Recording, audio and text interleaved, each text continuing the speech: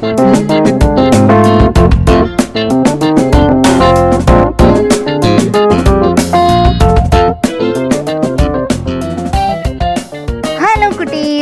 To ரேச்சஸ் mythical stories. இன்றைக்கி நம்ம சேனலில் விசித்திரமான விக்ரமாதித்தன் கதைகள் பார்க்க போகிறோம்.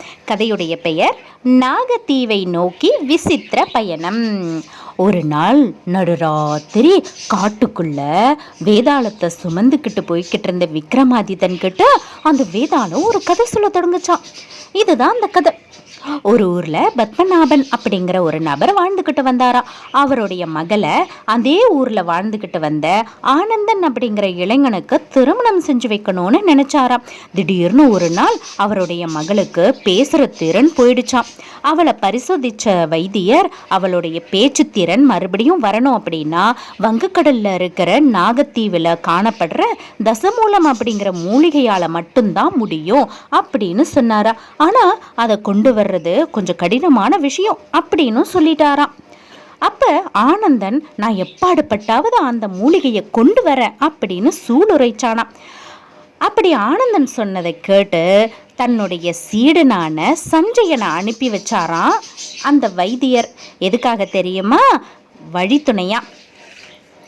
அப்போ வழியில ஆனந்தனை கண்ட சாகசத்துல விருப்பம் கொண்ட சிவநாதனும் கபாலியும் ஆனந்தனுடைய அந்த நாகத்தீவு பயணத்துல இணைஞ்சுக்கிட்டாங்களாம். நாகத்தீவுக்கு ஒரு படகுல அந்த 4 பேரும் ஏறி பயணம் செஞ்சுக்கிட்டு இருந்த போது ஒரு திமிங்கலம் அவங்களோட படகை தம் வாளால் அடிச்சு உடைச்சிருச்சான். இதனால அந்த 4 பேரும் கடல்ல வீசப்பட்டாங்களாம். அப்ப கடல்ல தத்தளிச்சுக்கிட்டு இருந்த ஆனந்தனுக்கு உடைஞ்ச படகோட துண்டு ஒன்று கொடுத்து அதுல அவன் மிதந்து கரை சேர உதவி செஞ்சாரா சிவநாதன். ஆனா ஒரு பெரிய ஆளை சிவநாதனை இழுத்துட்டு போயிடுச்சான். அவன் இறந்து போயிட்டான்னு நினைச்சு மற்ற 3 பேரும் ஒரு தீவுடைய கரையில ஒன்று சேர்ந்தாங்களாம். அப்போ அங்க ஒரு பறக்கும் தட்டுல முதியவர் ஒருத்தர் பயணிக்கிறத அந்த 3 பேரும் பார்த்தாங்களாம்.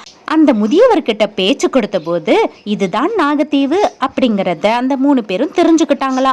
மேலும் அவங்க ஏன் இந்த தீவுக்கு வந்தாங்க அப்படிங்கிற நோக்கத்தை அந்த முதியவர்கிட்ட விவரமா சொன்னாங்களா. அப்போ அந்த முதியவர், நீங்க 3 பேரும் தேடி வந்த தசமூல மூலிகை இந்த தீவுல உள்ள மலை உச்சியில இருக்கிற மாணிக்கபுரி அப்படிங்கிற நகர்ல இருக்கிறதாகவும் அந்த மலை உச்சிக்கு போறதுக்கு பாதை இல்லாததுனால இந்த பறக்கிற தட்டு மூலமா தான் போக முடியும் அப்படின்னு சொன்னாராம்.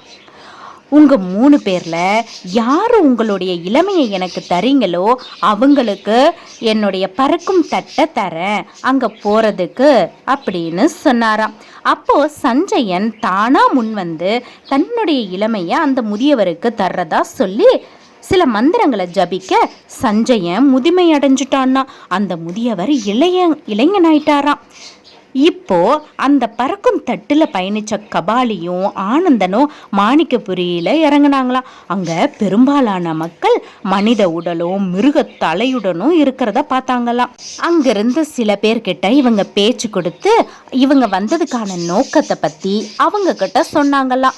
இந்த ஊர்ல ஒரு பெரிய மந்திரவாதி இருக்கிறதாகவும் இந்த ஊருடைய இளவரசிய அவன் மணக்க விரும்பின போது இளவரசி திருமணத்துக்கு மறுத்துட்டதுனால ஆத்திரத்துல தனது சக்தி வாய்ந்த மந்திரக்கோள் மூலமா இந்த ஊரை பெரும்பாலான மக்களை இப்படி அவன் மாத்திட்டான் அப்படின்னு சொன்னாங்களாம். அப்போ அந்த வழியா அந்த மந்திரவாதி போறத பார்த்த கபாலி அவன் மேல பாஞ்சு சண்டையிட்டு அவனை அந்த ஊர் மக்கள் உதவியோட ஒரு மரத்துல கட்டி அவன்கிட்ட இருந்து மந்திரக்கோளை பறிச்சு சில மந்திரங்களை ஜெபிச்சு அந்த மக்கள் எல்லாரையும் மறுபடியும் முழு மனிதர்களா ஆக்கினானா.